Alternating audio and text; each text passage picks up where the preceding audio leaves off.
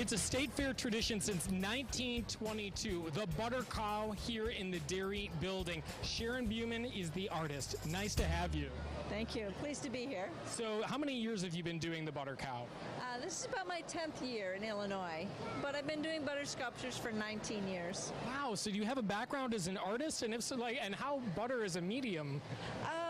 Butter is a surprise medium that I never expected, but it's a lot of fun. It's different than anything else that you work with, and people seem to be fascinated by it. Oh yeah, because you don't think about doing butter sculpture, but and then you get something like this, which is incredible. So tell us about this year's Butter Cow. Well, every year here in Illinois, we have to do a cow, and I never do the same thing twice.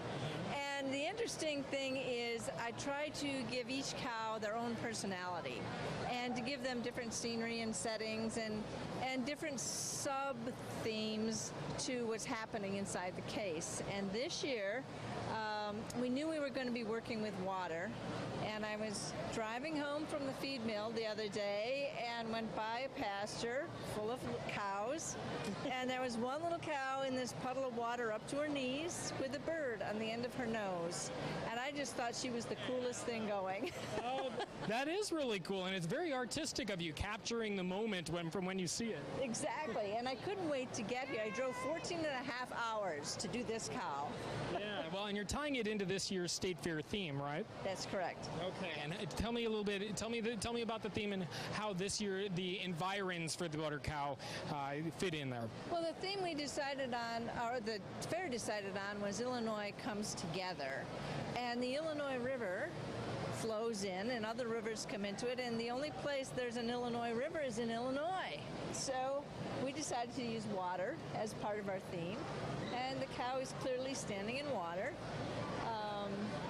And I wanted to create, instead of a barnyard environment in water, sort of a wildlife environment. So the cute little critters and creatures that I normally put in are going to be wildlife. Mm-hmm. And so you said there's a couple different creatures. You've got the bird that's on the cow's nose, and then there are a couple of others, you're right, more wildlife-oriented animals.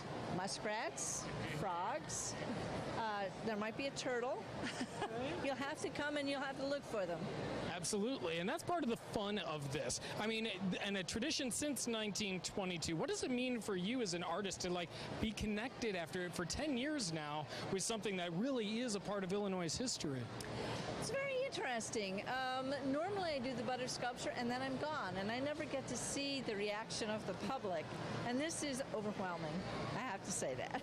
Well, and you're still working on it. We're recording this on Sunday, and you're still working on it. That's correct. Yes, I am. So what's left to be done?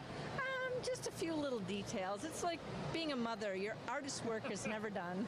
But that's part of the fun, too, I think, for the folks coming by, is actually seeing you in there and working with your tools. Yes, I think it's a good thing for people to see, to realize that there is a human being involved with this. Because sometimes I think they come and see it and think, well, they just pull that out of a closet every year.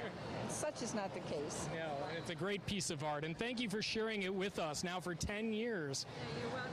Sure, we appreciate Thank you, Matt. it. Yeah, definitely. And if you want to learn more about the Butter Cow and its history, we're going to put some more information on our website. Just go to ciLiving.tv.